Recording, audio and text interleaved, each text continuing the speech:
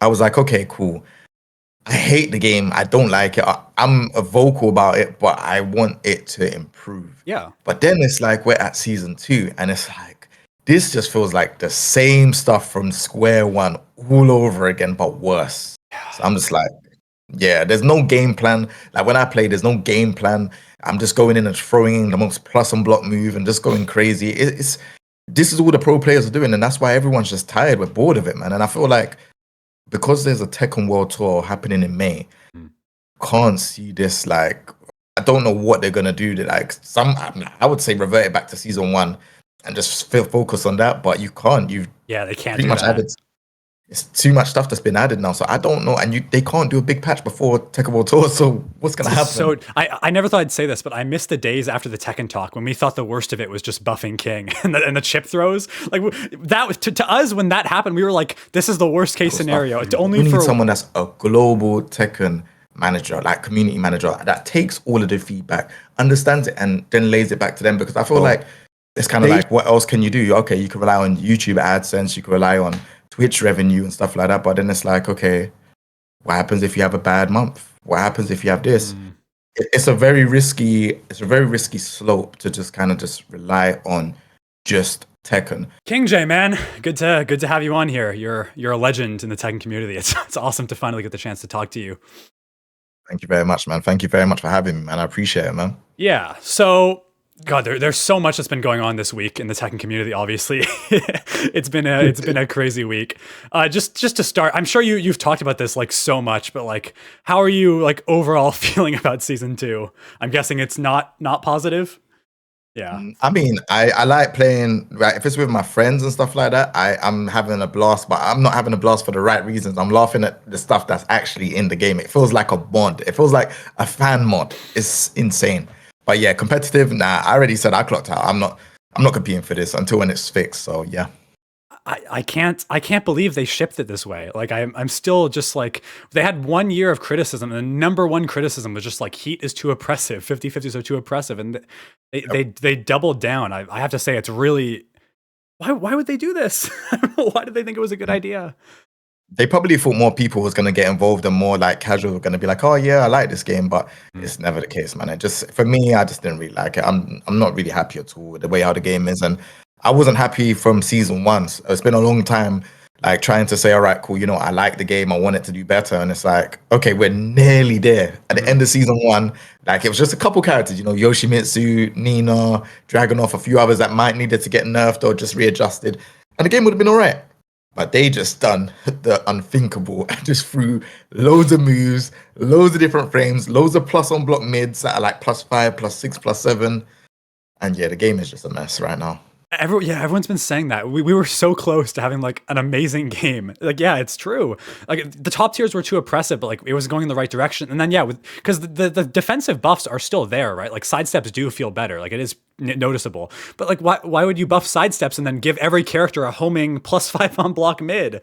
Like I don't know. And yeah, like you said, like maybe they thought casuals would like it, but it doesn't seem like casuals. It seems like casuals hate it more than anyone, because they're the ones who have to go on ranked and fucking like, what, dude, I can't imagine being in like red ranks right now. Holy shit. Like, dude, it was already bad. Now, yeah, I don't know. No one is happy with this. Like, I've barely seen anyone. Yeah, that's like it.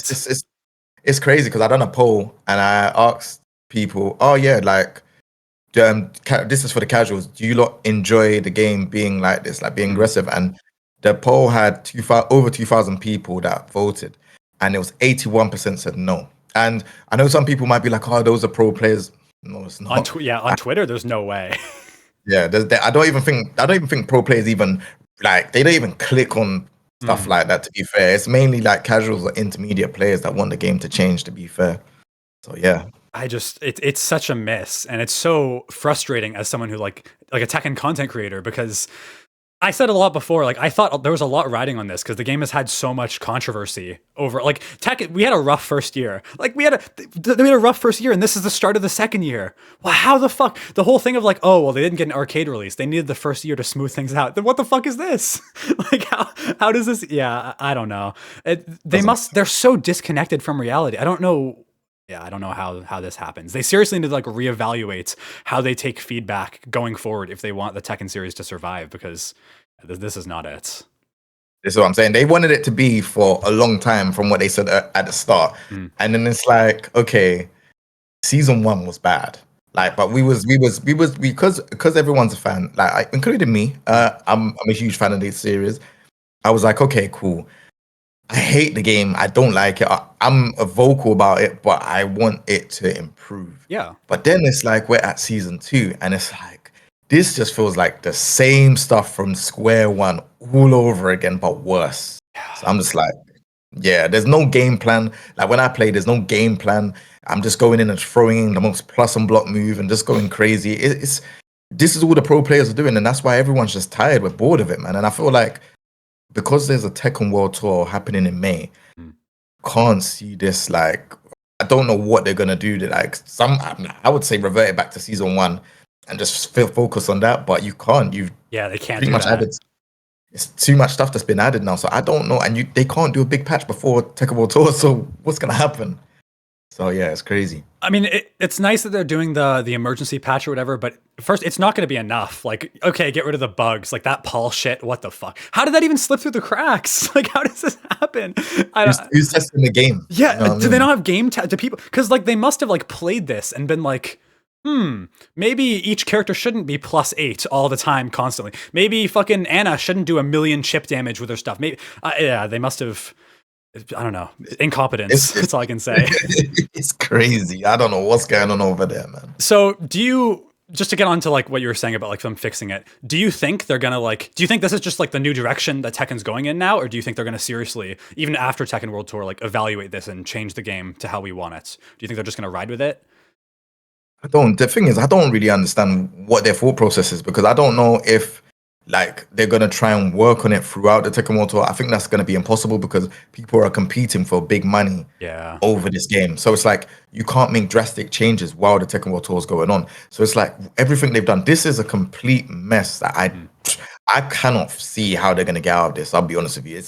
As a Tekken fan, I know everyone's gonna be like, no, but let's be more like have more faith. Listen, man, I've been playing Tekken for a very, very long time. I've had faith. I've seen how things go. But ever since Tekken 7 and seeing the direction it went through, yeah, maybe at the end it was okay.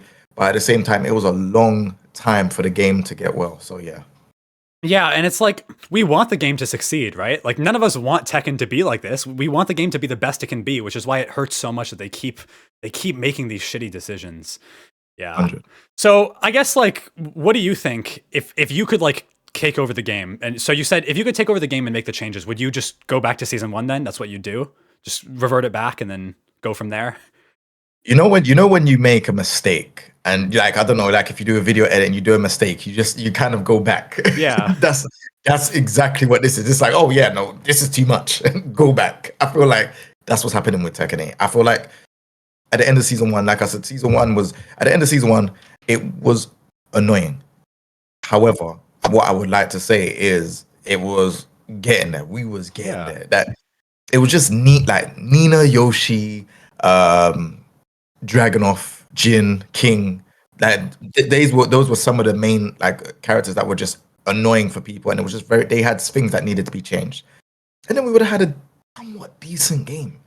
But adding new moves, I said it even on the Random Lobby podcast before season 2 came out. I said them saying they're adding new moves means there's gonna be new problems, and there is so many problems. Like, why does Panda go in heat and have an unbreakable throw?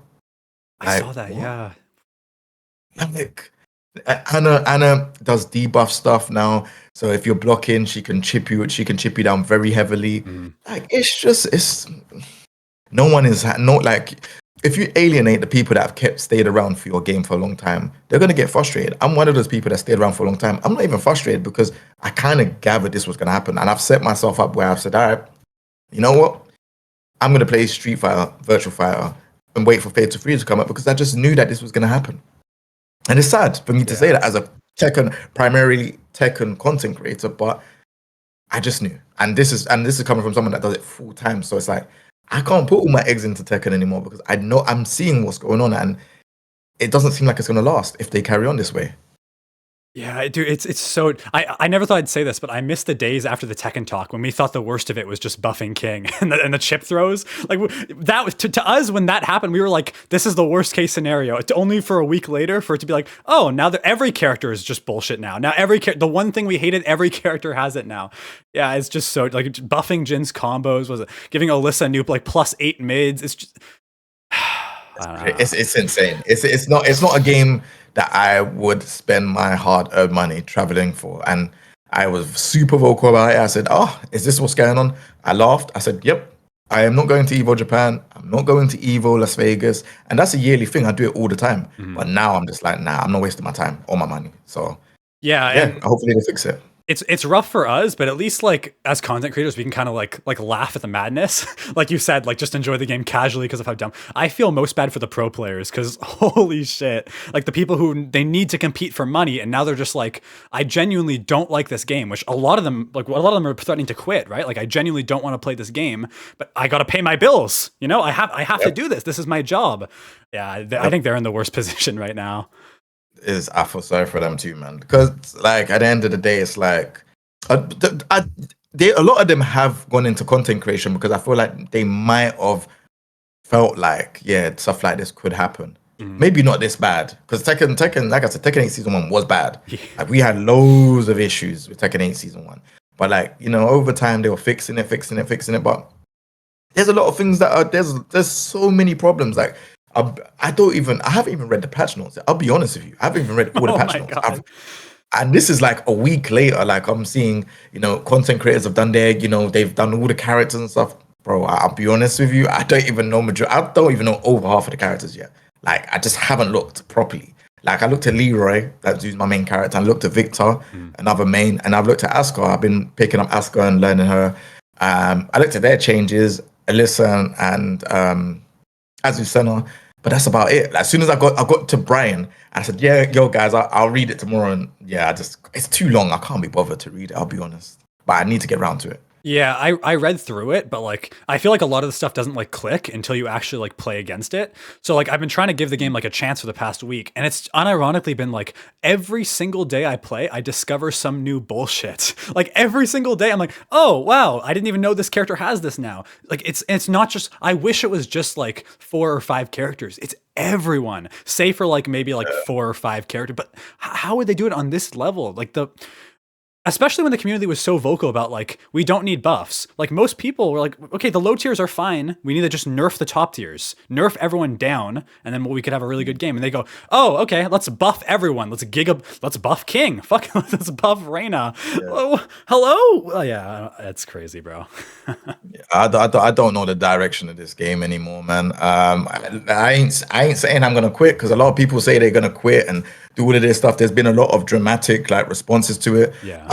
One thing I would say is definitely that I feel like people should stop directing their hate towards Michael Murray, Harada, and Nakatsu because we don't know what's going on in that development office. I don't know, so that's one of the reasons I don't ever say, oh yeah, Murray vision or Harada vision or that. No one knows what's going on in that office. You don't even know if it's people that's above that is saying to him, look, we need to make money.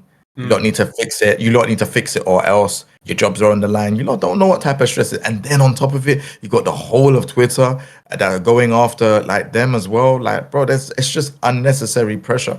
Like, I would love to I think I would love for them to get like a Tekken global community manager. I know that Bandai Namco have community managers for various different games and stuff. And obviously Tekken falls under the Bandai Namco stuff. But we need someone that's a global Tekken manager, like community manager, that takes all of the feedback, understands it, and then lays it back to them. Because I feel like they shouldn't really be talking to people on Twitter. And I know people will be like, oh, but then you're just being an elitist, or you're doing no. It's just the fact of their time they're taking towards responding to you lot and the negativity and stuff like that. They could be using to kind of fix the game or do other things or talk to the people in their team. And I feel like they just need to concentrate on that, man. They need to because I honestly feel like this game won't have a season 3 if it goes down this same rabbit hole that we're in now. Because right now, season 2, this is meant to be a fresh season.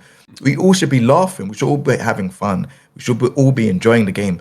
Literally, I've only played it. I've played it on 2 different streams. and I'm not even in a hurry to play it again. I'm all right. I'm chilling. Yeah. Dude, I agree with that so much about like the Harada and Murray, not specifically. Yeah, it does seem very weird that they're like, yeah, replying to people's tweets. Like, yeah, I think it'd be Yeah. beneficial if they had maybe like a Tekken support Twitter account or something where you can like directly submit feedback. Because yeah, the developers shouldn't be getting in arguments with people on Twitter. It's just it's silly to see. But and then you have what like Michael Murray's like blocking people now. It's just that shouldn't have happened in the first place. You shouldn't put yourself in that situation. I think as developers. This is what I'm saying. I don't like seeing like obviously I like Michael Murray and I feel like he's a cool person. I've spoken to him like at events and stuff. Mm. I don't like seeing this type of stuff happen. And obviously, like one advice I'd give to him, just obviously publicly, is just obviously if you feel like Twitter and stuff is getting to you or people are getting to you, because I can't imagine how much people like that are getting at him. Because remember, Tekken is a global game, so you just don't know what's going on. But if he feels like, oh, okay, it's too much, I honestly think he should just turn. For me, I don't have notifications on none of my socials. I just go on my socials and do what I need to do, and that's the best way to kind of filter out stuff like that. Like you don't have to be like, oh my gosh, like this person said this person said. You're gonna get yourself into a bad place, and then what happens is then your emotions will lead to things that will then have consequences later. Like every blog post or YouTube channel is now reporting saying, "Oh yeah, Murray's blocking people. Murray's doing this. Murray's doing that." And I'm like, I feel sorry for him because I don't. It could be from a place of he might be under a lot of heat. You know what I'm saying? No pun intended. Sorry. I know Tekken has heat. I wasn't trying to say it like that, but he might be under a lot of pressure in it. Like, and it's kind of like, all right, well, you got to see it from his side. Like, yeah, people will be like, yeah, I wouldn't do that. But he might be, the game ain't doing well. You know, that's something we clearly seen. The game ain't doing well. This is probably the worst that I've seen people like really dislike Tekken at the minute. So we don't know what could be happening from the office or the people that are high up that are saying, hey, look, like, do something about the game or your job is on the line. Like, bro, like that's a lot of pressure, bro. Like, especially as an adult, you know what I mean? And it creates so many more possible issues. Like for all we know, right? Maybe Michael Murray was like literally just like blocking people who were being like actual dickheads to him. And then what if he accidentally blocked someone? Like he accidentally blocked, was it Mrs. Play stuff? I think that's what happened, the big one. What if he accidentally blocked and then suddenly there's a million videos, Tekken developer blocks people who are giving valid criticism. A million articles, Dexterio's reporting, everyone's making YouTube videos. You set yourself up for like so many bad situations when you do that. Like, yeah, we have no idea what actually happened there. 100%, and that's why I feel like honestly, like when like I openly say like, look, guys, stop going after them. You're not going after them doing this, that, and the other. Like it's not saying, oh, they're gonna listen to you. Like it's just silly. Like saying all this negative stuff or just going at them and saying the Murray vision or out of it. It's like, bro, come on, man. Like there's better ways to try and get their attention. You know, if you see them in an offline event, talk to them, praise them for doing what they're doing, but then also say, I dislike this. There's times I've done that too, like both of them. Like Murray and Harada and told them, like, I don't like this in the game. Openly say it. Like, but I also praise them for actually having the game and having this series be so long lasting, like as a 3D fighting game. So I'm a fan of it. Like, so no matter what I say, even if I say I dislike season 2, I hate season 2, I'm still a fan of it. I still have the game. I still make content on it. Do you know what I mean? So it's just sometimes you just have to just be very thoughtful about your actions. And I feel like a lot of the community, a large amount of Tekken community, because not everyone, a large amount of them, they're just not very thoughtful with their responses to the game when they respond and they're doing stuff on Twitter. And I think they should kind of like just be a bit mindful. Yeah, I think Twitter removes a lot of like the nuance to things. Like, I don't know if people think like Harada and Murray are like in charge of everything. Like you said, there's definitely a team behind this. For all we know, Namco could have done like a case study and could have been like, aggressive gameplay sells more, so you are required to increase aggressive gameplay so more people play. Like we have no idea. But one thing I know for sure is that like these two people are not directly responsible for everything you hate about Tekken 8. That's not how that works. It's never been how that works. Yeah. This is what I'm saying. They've just pinpointed. Remember, there could be 100, 200 people on this project. They've just pinpointed 2 people that are accessible. These 2 people are the people that could potentially respond as they've shown on Twitter. So they're not going after everyone in the team. They're going after the 2 people that will potentially respond. And that's Yeah, like that's why I say that they shouldn't be responding in this way because it's allowing people to think that yeah, they're accessible, right? Mhm. And when people feel like they're accessible, then they start doing all of this negative stuff like what they're doing now. There's like a boycott Tekken website. Yeah. There's loads of different things going on, and I'm just like, man, you could just go outside. Like, I understand. I love Tekken, and I don't want to see it like this, but to make a boycott website, that's very like that's way too much. You're doing too much. Like they have to sort out the game. You don't know. They probably even know that the game has been messed up, and they're probably trying to fix it. And then you're gonna make a boycott website afterwards. Doesn't make Apparently any they're sense. like faking content creators' names on the boycott list too. Like I think was it Speed Kicks or someone they added to there without his permission. Yeah, it's Yeah, crazy. yeah, that's mad. That's what I'm saying. It just gets silly. There's no need for it. But I'm sure you're used to that in terms of like the community. Tekken is a very negative community overall, and it's not everyone, right? I'm sure it's like a vocal minority, but anyone who's been in the Tekken community has dealt with these like awful comments, whether it's like on YouTube videos, on Twitter, on streams.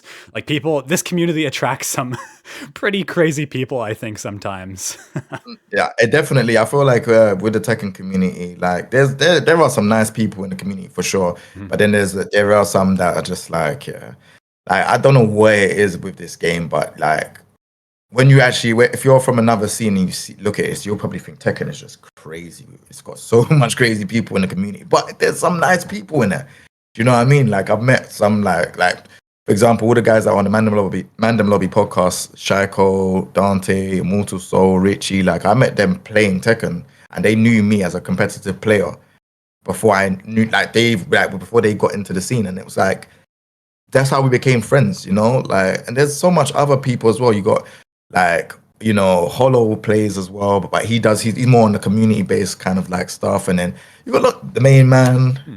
BDX, you got all of these people. There's some nice people in this community, but again, like I don't know, man. I really don't know what's going on with people nowadays. I guess just like so you've been doing this for a while, obviously, content in the Tekken sphere. Does it just like not phase you anymore? Like how do you like respond to like the negativity? Because I'm sure you've dealt with a ton in your time in the community. Like, oh yeah, I've done with loads. Like, I just laugh it off. Like, Mm. to be fair, like I said, most of the time when I first started getting into it, the whole buzz of people subscribing, people following, people doing this, and people leaving comments, and then you get huge content creators speaking to you and stuff like that. That stuff is amazing in the start, and obviously I have notifications on my phone. But one thing I realized as a content creator is that notifications become a distraction to me in everything that I want to do, because like you're just always looking at, oh, who sent a message to you. Remember, there's so much more social media than how there was before.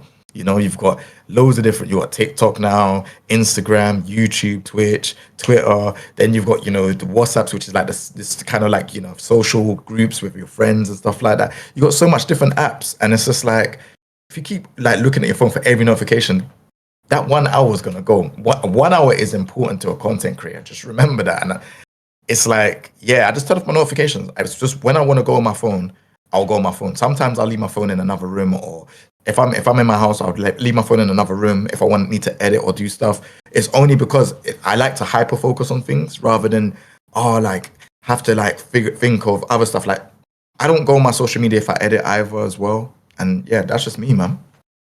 That's how I I deal with it. yeah, I agree so much for like the content creator thing. Like it's a curse. Like once you get into that cycle of like, yeah, checking your notifications all the time, or like obsess how many views has this video gotten in the last hour and all that stuff, or how many like subs, it's really bad. I've been like that in recent times, and I've had to like, okay, just you got to make the content you want to make. You can't obsess over this stuff because it kills you. Like it actually kills you. And then you make a Definitely. video and it does bad, and then it's like, oh, my I worked really hard on a video and my day is ruined because it's not doing as well as I thought it was. Like it's too much. Sometimes you need to disconnect, I think. 100%. Like the disconnect is a very big thing. Once you do the video and once you upload it, just kind of like obviously aftercare for it, like the description, all that stuff. I don't know, like if you're trying to push it on other places, like Twitter or any Discord groups, then sure, but don't concentrate too much on it. Looking at it every hour, seeing what's going on. Like probably like after a couple hours, if I'm if I'm in my house or if I'm wherever, I might just go and have an odd look and be like, oh, how is this doing? How's the comments? How's the likes? Yeah. It's normal to do that, but just to just be every so often, it's just like, bro, come on, man, just relax, because then your brain won't think of the next stuff. And as a creator, this is what happens: we concentrate on the stuff that's there now, and if that's not performing, you're then like, oh, so how could I do things different? And then you just get into this like kind of like loop where it's like, yeah, you then release another video and then that might not do well. Then you have to think again, and yeah, that's why you just have to just release it. Boom. If there's comments where someone might be saying something that's like the obvious, let's say for example, your audio's low on a video and everyone's saying your audio's low, then fair enough, sure. But if there's like, I also like a comments as well, just for feedback. If there's anything with a video that they like, just stuff like that, audio. If this wasn't working, or if there's an audio glitch, or and yeah, these are things that I just kind of like what I do when I do content creation, man. That's it really. Okay, so actually, I'm really curious. So I think it was a while ago I saw you were streaming and you were talking about like your experience doing content in the Tekken scene and like what you've learned from doing it. I think you were mentioning like how you thought, oh, and this was before Tekken went to shit. Well, before all the season 2 stuff. You were saying like you don't think it's a good idea to like focus on Tekken or like one specific thing for content. You think you should like not putting all your eggs in one basket. You still think that? 100%, Mhm. 100%. A true story is when I so 2023 was my best year for content creation, and that's when I was focusing on like product reviews. I was focusing on other games, Street Fighter, stuff like that as well. Mhm. And one thing I realized is when you focus, 2024 is when I focused on Tekken 8, and I didn't do so well that year, but that's purely because I put all of my focus into Tekken 8. And Tekken 8, like as much as it's what I love. It's my livelihood and stuff like that. It's kind of like you're relying on the YouTube and Twitch side of things. There's not many opportunities for Tekken. Mhm. You got a Tekken World Tour unless you're a commentator.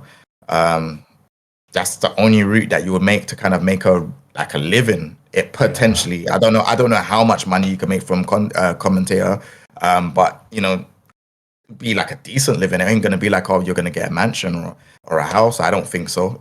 So it's kind of like, what else can you do? Okay, you can rely on YouTube AdSense, you can rely on Twitch revenue and stuff like that. But then it's like, okay, what happens if you have a bad month? What happens if you have this? Mm. It's a very risky slope to just kind of just rely on just Tekken. So that's the reason why I've kind of dabbled around other things, even like before the last year ends. And it's like there's so much things that it's put me into so much different doors, and it's allowed me to then like live what I'm doing as a full-time content creator. And I say this with care to a lot of Tekken content creators, even the pro players. Like, you don't focus on just being a pro player. I've noticed that when I speak to like a lot of the pro players, I've been saying to them like, make a channel. I'm seeing like there's Arson Ash has a channel, Nee has a channel, you know, um, K Wiz, Joker. These are all players that travel, compete, do whatever they're doing, and they also have a channel as well. I think it's the most safest way to kind of like be in this Tekken space. Otherwise, if you're gonna compete and you don't make it in the top three or top five, how do you make a living? There's not Tekken tournaments every single week with huge money. Do you know what I mean? We have the Esports World Cup, which has got loads of money, but then Tekken World Tour doesn't. It has good money, but that's about it. The Tekken World Tour finals is what I was kind of referring to. It has the Yeah, good, yeah. good money. But like, yeah, other than that, like, what other opportunities do you have? Maybe a campaign here or there, but then usually with Tekken, once the game is out, there's no campaign. It's literally just, and what I mean by a campaign is like, if there's like something where you're getting paid to do something to advertise the game or market the game. But usually when the game is out, that's it, it's done. Do you know what I mean? Like, you just have to concentrate on content creation, which I think is not as what's the right word? It's lucrative, but I don't think you have to be one of the top content creators, and I feel like it's very, very hard to be at. I feel like it's very, very hard to be at the top of a fighting game content creator space, and that's just because it's just difficult, man. That I don't know what the right word is. I just don't think there's enough eyes on it, which is why I try to do different things, work with different brands outside of fighting games, purely because yeah, like they have different eyes that might not see fighting games, and they will help out, and make what I do a full time job. Do you see what I'm saying? Oh, sorry. Mhm. Yeah, like so that's my thing. Sorry if I was rambling on a Nah. bit. I just wanted to kind of give an insight on like why I feel like Tekken is so difficult to do as a full time content creator and make like a living out of. It's just hard. There's no matter how many tier lists, no matter how many videos we do talking about season two, yeah, like yeah, I just feel like there are other things that can be done, which is why maybe I'm not so like hurt by this season two patch, because I kind of felt like, all right, cool, Fatal Fury's around the corner. Street Fighter 6 has got Elena that's coming out. Nintendo Switch 2 is coming out soon. Like there's too much for me to document. But if I talk about Tekken, the only thing I can talk about is negativity because season two is not good. Yeah. You get what I'm saying? Mhm. Yeah, so yeah. It also sucks, yeah, like you said, like and fighting games are niche by their nature, right? Like fighting games are never going to be on the same level as like League of Legends or Dota or any of those games. So already you're at like a disadvantage. And then you pick Tekken, which I mean it's pretty well known, but like compared to Street Fighter, it's still small. Like it's still significant. If you look at like even player base or like views on Twitch, it's still even smaller than Street Fighter. So you're playing like a pretty niche game in a pretty niche category, and it just yeah, sometimes it can feel rough, especially yeah, like if you're gonna set your whole channel in one game, which to be honest, it's what I've done, and I'm realizing now like if the game has a bad month, you have a bad month. Like there's so much that goes with it. Like, yeah, what happens when like the popularity starts to die down? Oh, then what your income takes what, a 10% hit, 20% hit? It can be very volatile, like you said. That's why I just started doing content recently, right? But I'm very interested in like expanding, like doing other fighting games. Because I feel like there's a reason why the biggest fighting game creator in the Tekken sphere is Maximilian Dude. I think there's a reason why he's soaring so high. He does everything. And people I, watch for him, right? No matter what fighting game he covers, people are going to be there. They love him. I don't think any other fighting game creator that I know of has been on that level yet because yeah, that guy knows. That guy knows the game. That's what I'm saying. Like he knew from the early, he was a Call of Duty player before anything, and that's kind of that's crazy. So it's like, and then he started doing like the assist me where he's dressing up as the characters and doing like videos for that. And then like yeah, he just started doing like the boss rage where he's fighting against like tough bosses and fighting games. So his channel was he's the evolution of his channel has been so many different changes, and he found his feet on what works, and him documenting the different fighting games, and even like just other things. He's found his feet, and that's what I feel like. If you are to be a creator, you cannot like even like how long I've been doing it, and I tried to do Tekken 8 season 1, and then I didn't like I done good like, but for me, from what I did in 2023 compared to what I did in 2024, it was a difference to me, and I was just like, right, I have to go back to the drawing board, go back to what I did in 2023, which was work with like do different stuff, work with different games. Don't talk about different games. Like, don't just focus on just Tekken. Do guides for Tekken and stuff like that. I can do that and plus more. So why would I? Why would I just focus on one game? Do you know what I mean? Yeah. Yeah, dude, Maximilian, that's the dream. That's what every fighting game content creator wants to do. Like you can And just move over. Game's doing bad. Yeah, fuck this game. You're not like forced to play a game you don't like because like I said, like the pro players, there's a lot of people who are like they hate Tekken, but they're going to be forced to do it.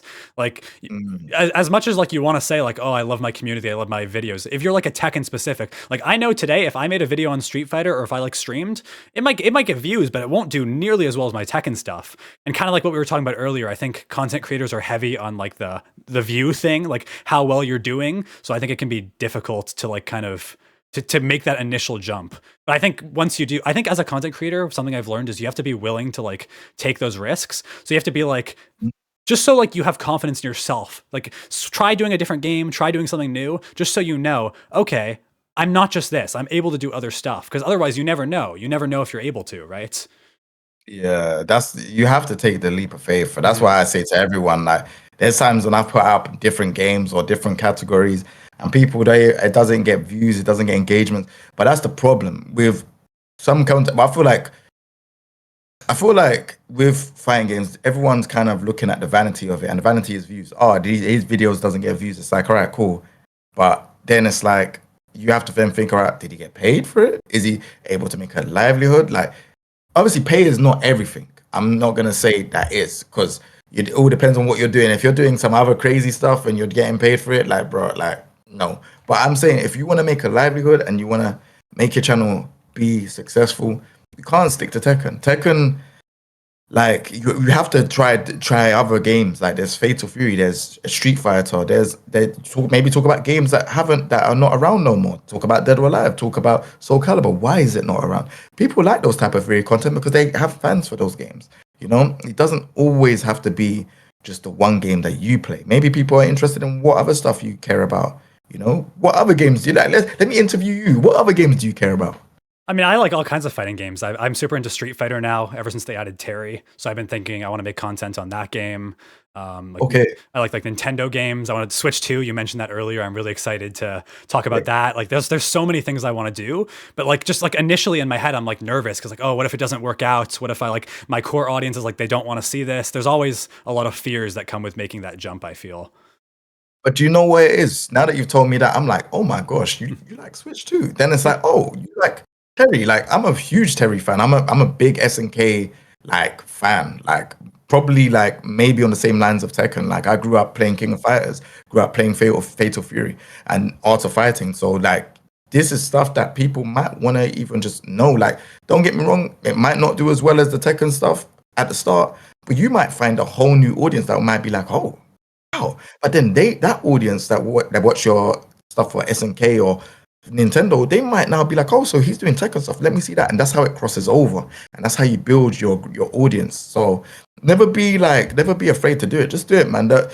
I think the worst thing is as a creator is thinking that you want to do something, you leave it for a very long time, you do it, and then it's not so bad, Mm. and you're like, oh, it actually worked out. Why did I do that before? You kind of kick yourself for it because could have done it from before when you actually thought about it and then moved on to something else. But yeah, no, do it, man. I think me personally, I think it'll do really well. And because we have Fatal Fury coming out as well, and you said you like Terry, I think there's no better time to get involved. Obviously, they released a new character, Salvatore. That's having a lot of people saying this is like a weird crossover. Mm. I think that'd be good content as well. So yeah, man. Mm. I think you know how people will talk about like YouTubers who've been around for like the Minecraft YouTubers whatever in like 2010 and they're still doing content today and they don't do nearly as well and a lot of people are like, "Oh, what happened?" I think a big part of YouTube that I've realized is like evolving. Like evolving with the times, evolving with your content. I think when you look at like the people who've made it the longest, it's because they're keeping up. Like you said, switching things, not being afraid, trying to change their content over time. I think yeah, the worst thing you could probably do is just be stuck and be like, this is my thing. I only do this. You know, keep making Minecraft videos for 25 years, and it's like, why am I not getting views? It's like you gotta switch it up, right? You can't. I think it's kind of easy to be complacent when you're a content creator, but you want to avoid that. That's my Yeah. thinking at least. Yeah. No, I 100% agree. Like, if the videos I had done at the start is not the videos that I do now. Mm. You know, I've got a podcast with Tekken players. I now do like compilations. That's called Clip That. Like, there's various different things that I do now. So it's like you just have to evolve. This, I'm probably gonna start streaming more on TikTok. I hate TikTok, but I was like, oh man, like I had one friend and she was like, "Oh, why don't you post like videos on TikTok?" Like I was like, "Look, I just hate that." They're saying, "Why don't you just clip stuff from your stream, just upload it, and then just do what you're doing?" And I was like, "Nah, they're not gonna appreciate that." I said, "But they have, they actually have appreciated." I'm like, "Huh?" So yeah, like, this was me. Like 2 years ago, this conversation happened, and I've only just started doing it now, like probably like the last month or so. And my TikTok is growing, and it's like, is this why did I do this 2 years ago? And now I thought I'm so annoyed. But yeah, it just is what it is, man. Yeah. Okay, just like to, I'm still on the topic of content creation. When did you start doing content? I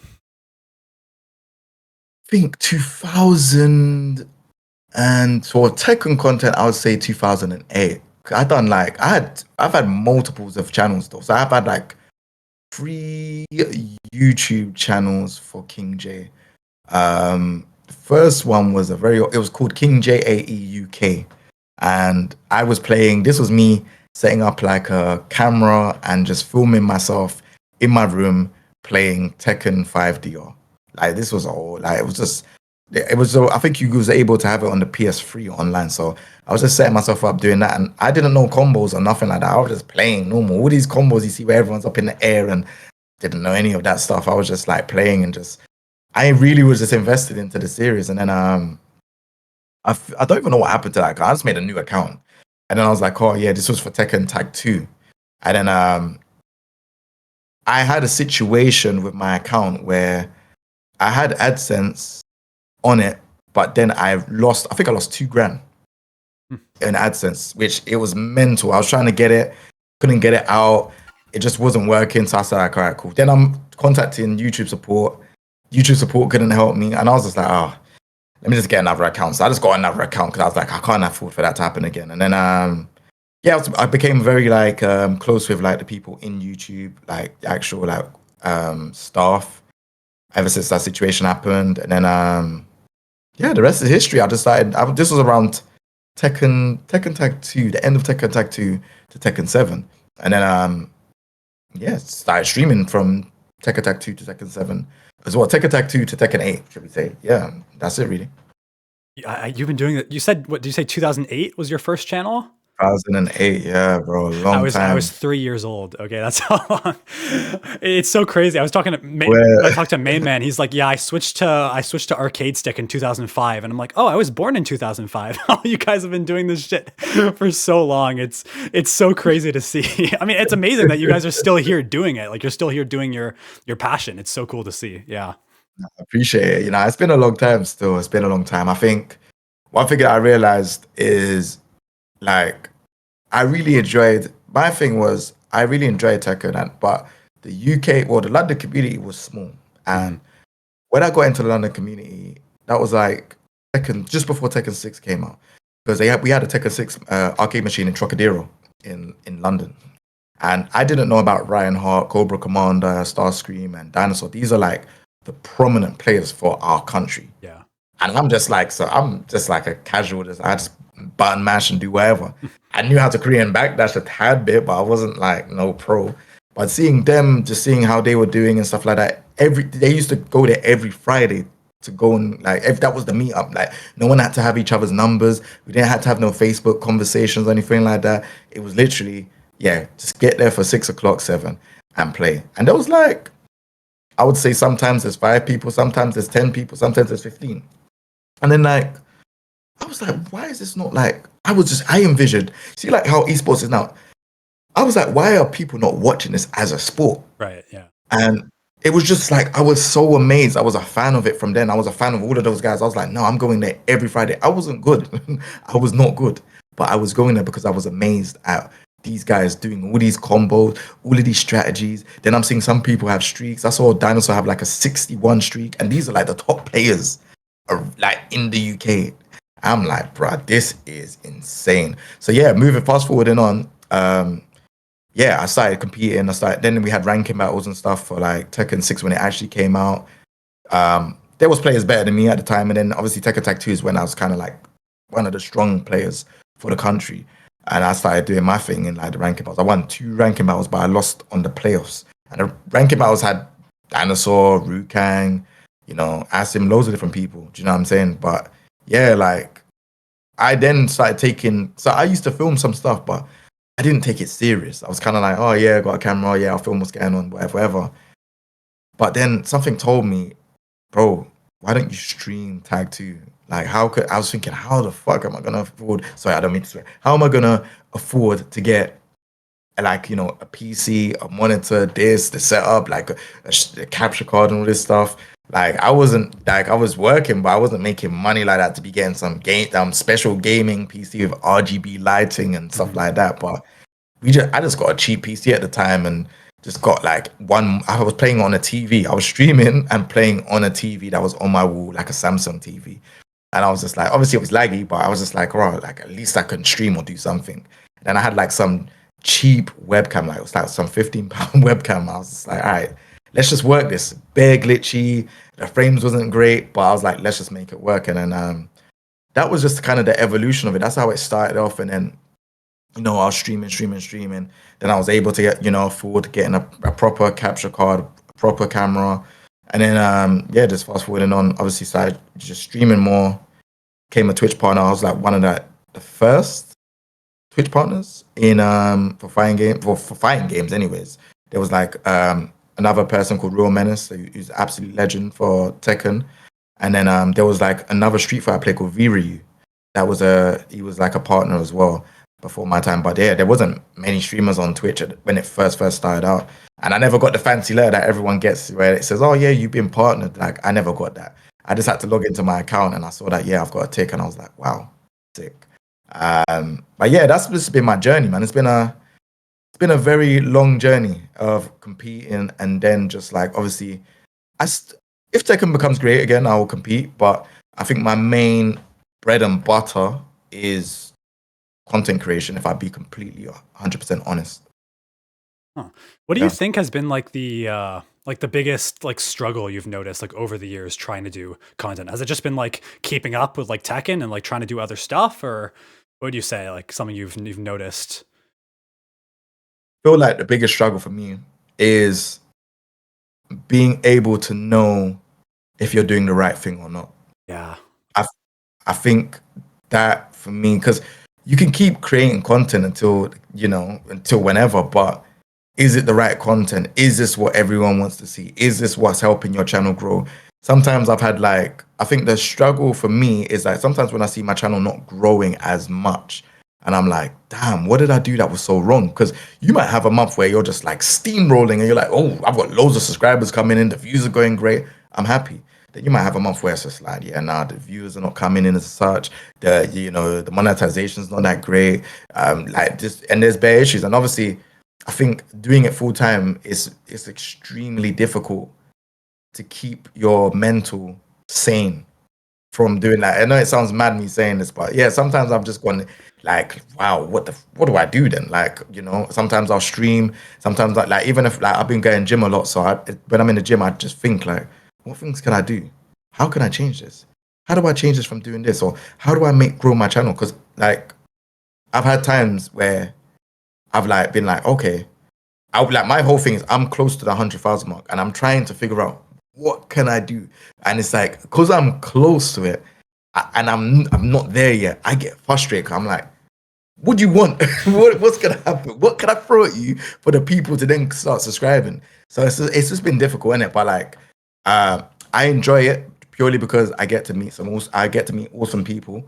I get to understand how people think about the game, or just whatever I put out in terms of content. Sometimes people share the same passion and it's fun. Sometimes, and I think the most beautiful thing about like doing this is I get to learn a lot from people. Like when I'm streaming games or like I go to a different game that I'm not familiar with, my stream chat will tell me, yeah, you can do this. Oh, but you can do this, and I'm like, oh, damn, okay.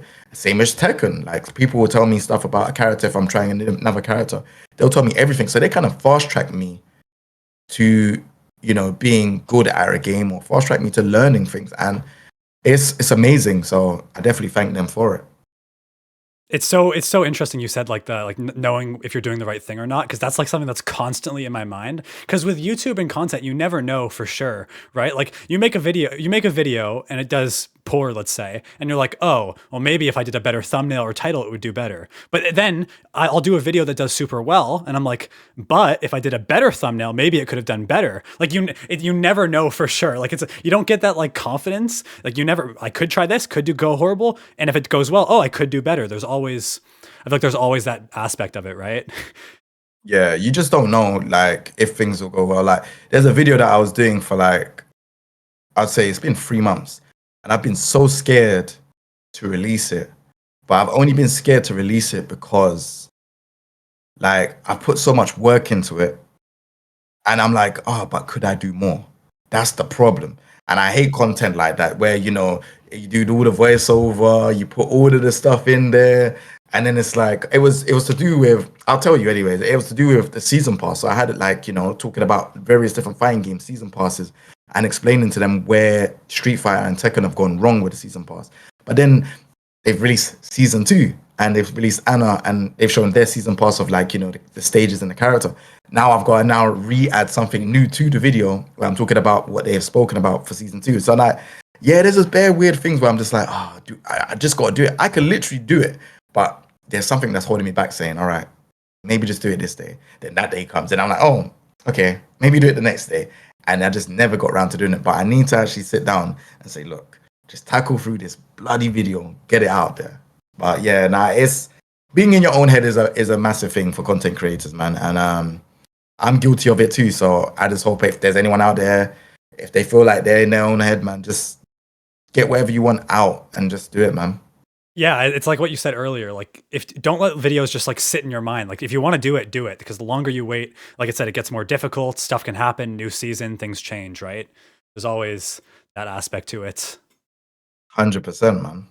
I think another thing that people don't really think about for content creation that I'm sure you know about is like, it's not like a regular job where like you work like 9 to 5 and then you're done. You don't think about your job and then you're on the weekends and I feel like with content, you're always thinking, right? You never ever escape it. If there's like an issue, if anything goes wrong, you're always thinking about your next video. No matter what I'm doing, I'm thinking about it all the time. It's kind of like mentally, you're never off the clock. You know what I mean?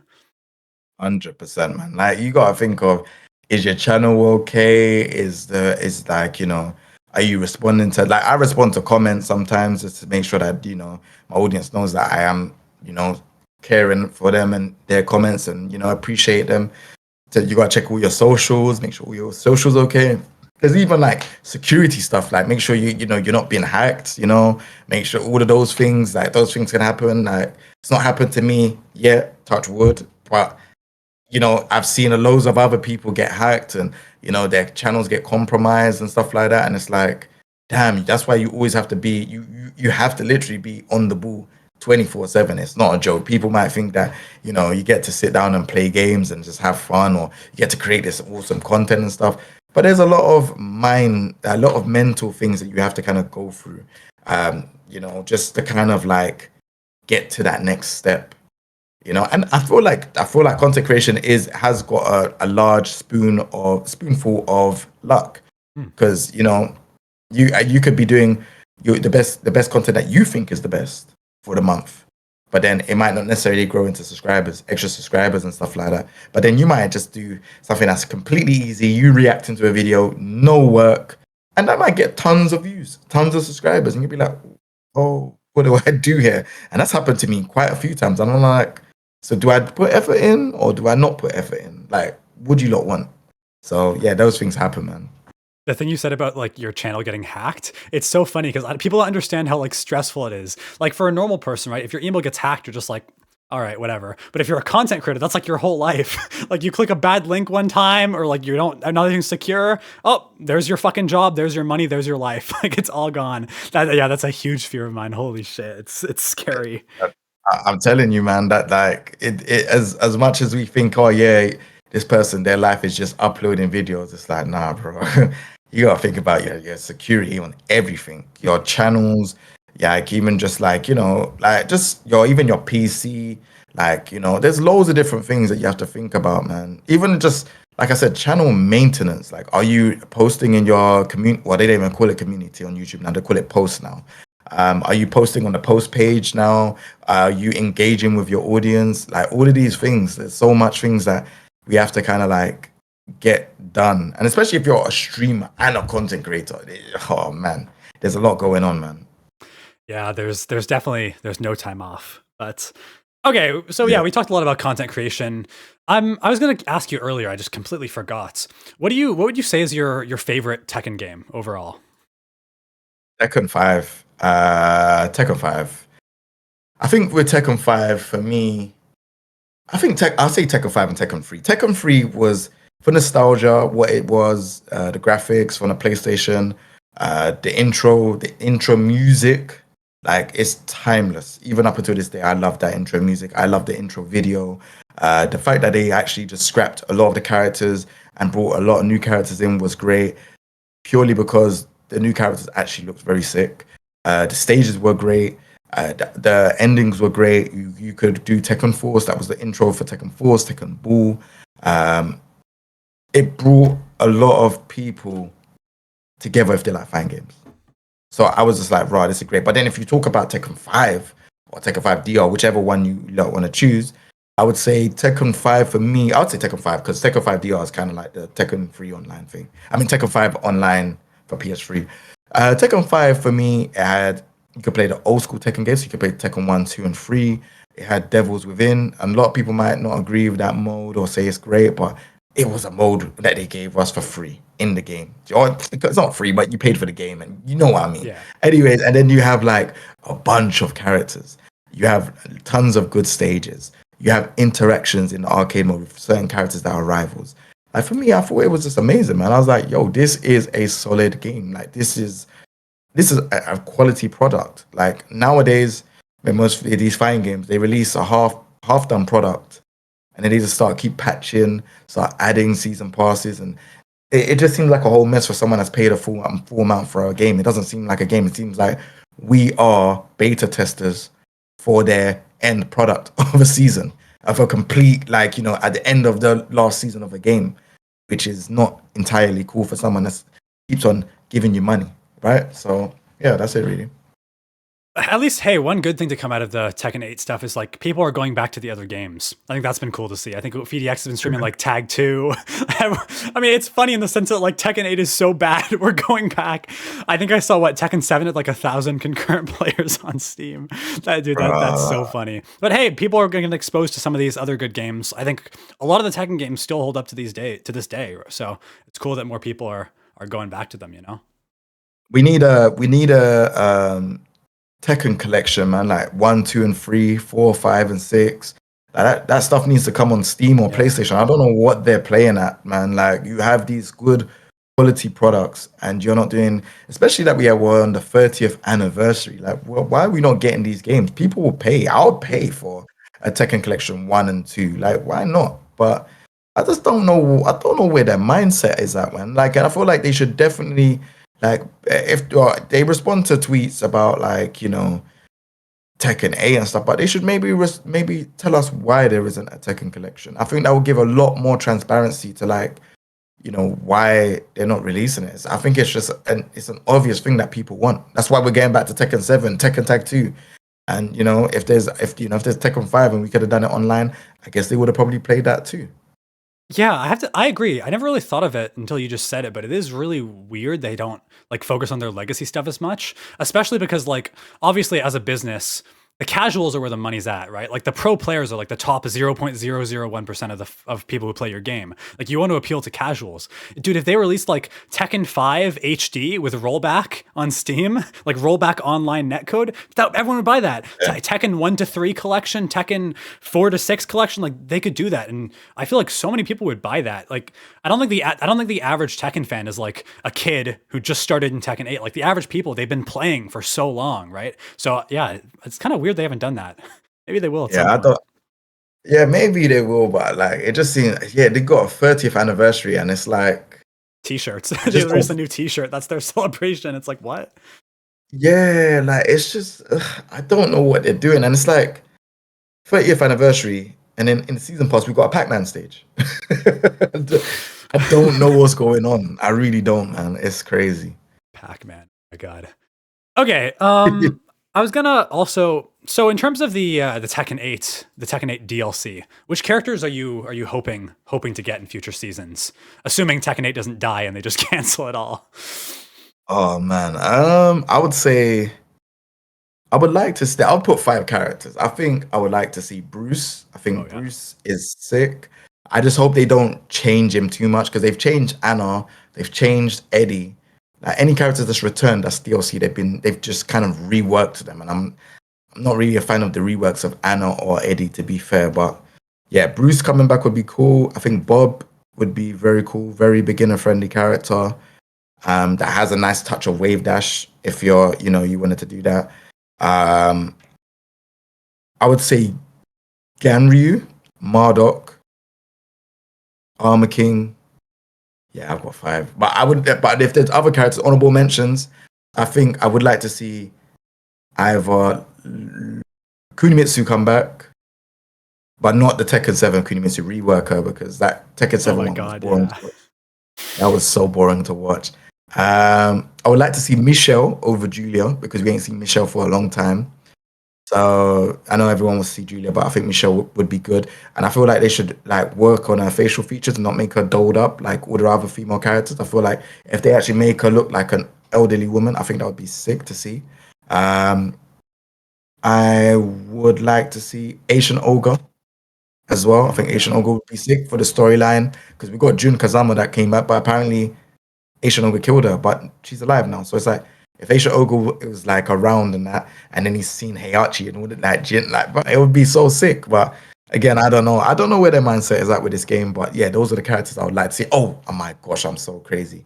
Lei Hulong would be #1 on the list I want back. Like, we'd have to throw someone out of that list that I said Lei Hulong because I used to play Lei Hulong in Tekken 7 and like actually properly like try him out and main him and stuff like that with Leroy and Ganryu and stuff like that. And yeah, I really enjoy the character, so I would love to see him come back in a game like Tekken 8. Can you imagine how much people would hate him in Tekken 8?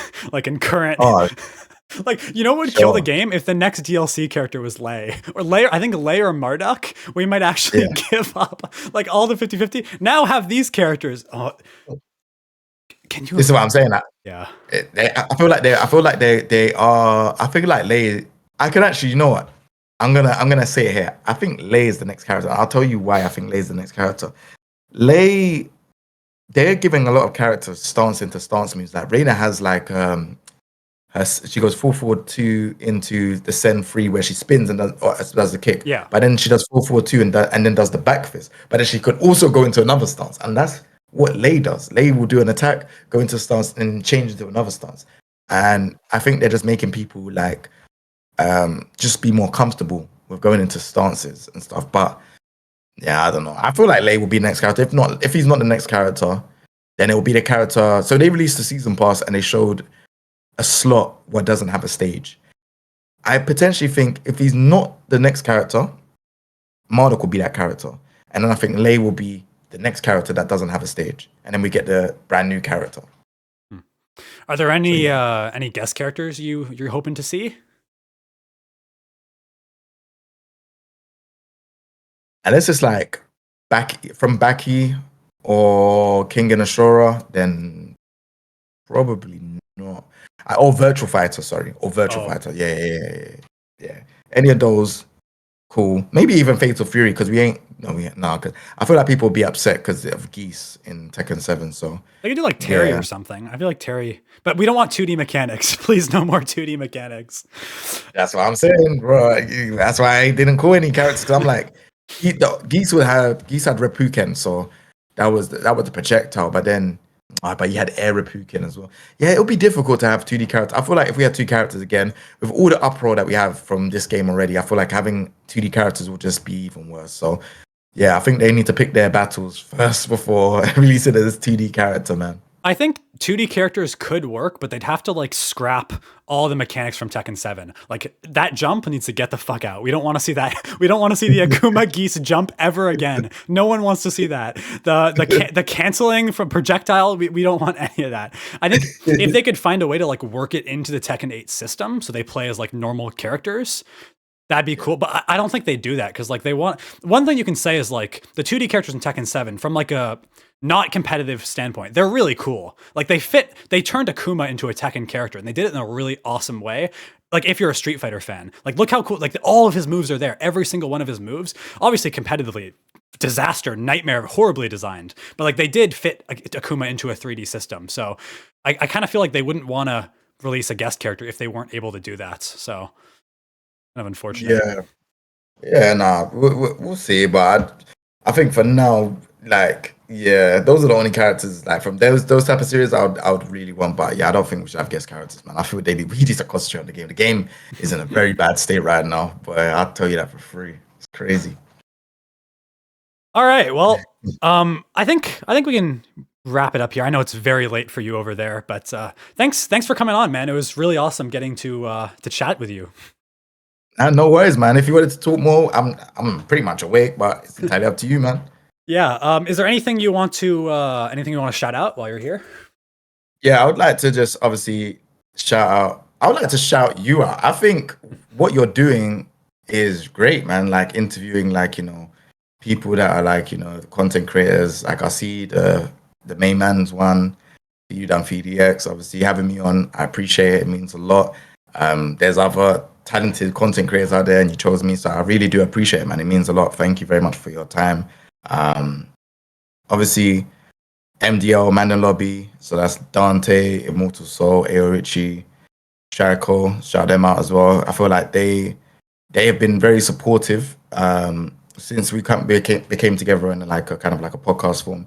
They've been very supportive in what I do, and yeah, I really value them highly. I'd say they're pretty much family to me. So I appreciate them. Chill Shola and In It to Win It. Those are my ATL friends, and Pork Chop. Those are my ATL friends as well. Other than that, that's it, man. Like, you know, Where can people find you? Kingjae AE Twitch, Kingjae AE or Kingjae AE TV on YouTube, or just type in Kingjae, you'll find me on YouTube. Kingjae AE LDN on IG and TikTok, and then Twitter Kingjae AE, man. That's it. I'll link that all in the description. Yeah, thanks again for being here, man. It was awesome. Thank you very much for your time, man. I appreciate it, man. It means a lot. Thank you.